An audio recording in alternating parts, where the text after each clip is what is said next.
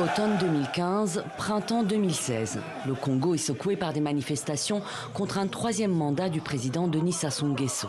L'opposition manifeste contre le référendum visant à modifier la Constitution et son résultat, puis contre la réélection du chef de l'État en mars 2016. Des rassemblements réprimés dans la violence un peu partout dans le pays, comme à Nkayi le 14 mai 2016. Ce jour-là, un jeune homme de 22 ans, Jodel Vumbi, rentre chez lui à pied. 8 ans plus tard, on le retrouve à son domicile.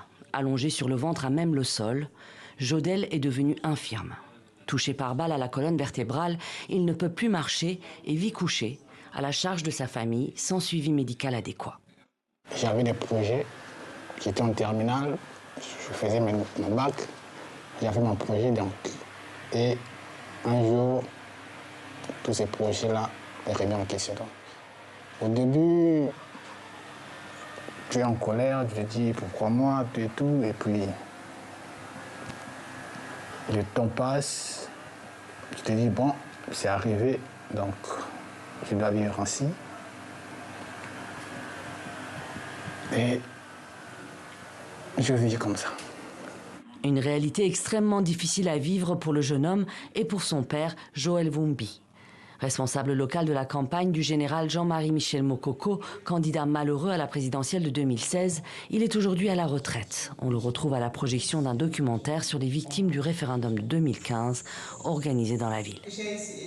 C'est un devoir pour moi d'être là, pour venir revendiquer justice pour toutes les victimes de cette crise politico-militaire, il faut l'appeler comme ça.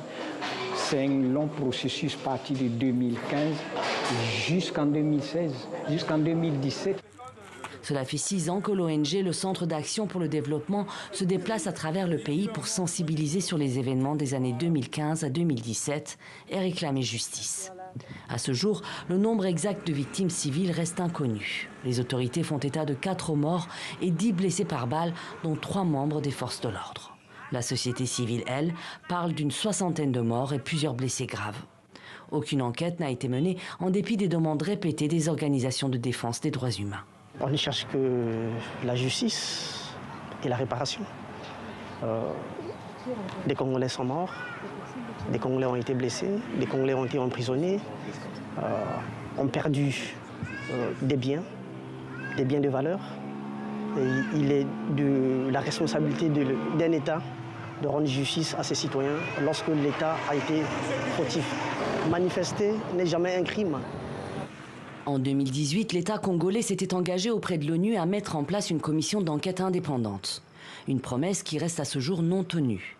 Contacté par nos soins, le ministère de la Communication a déclaré ne pas se souvenir d'un tel engagement pris par les autorités.